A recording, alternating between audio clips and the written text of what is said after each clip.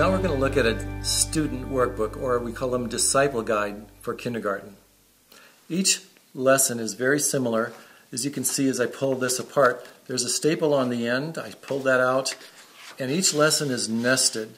So you can kind of take a lesson out and put the rest aside for the next week or for the whole quarter. Each student workbook has 4 pages. As you can see, this first page is kind of a starter. Let's get the kids interested in what's going on in the lesson.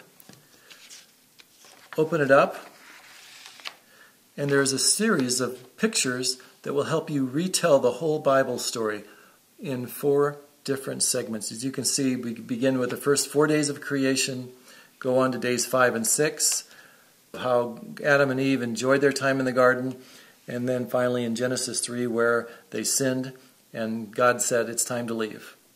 Your kindergartners are pre-readers. They're going to recognize some words and they're beginning to read, and by the time the year is over their reading skills will have improved greatly.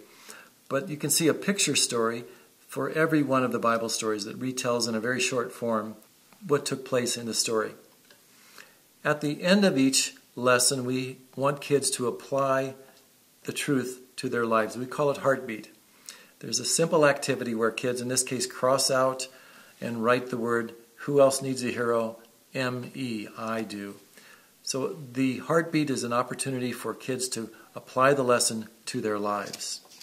On the back of each student workbook page, you can see a picture that illustrates the disciple story.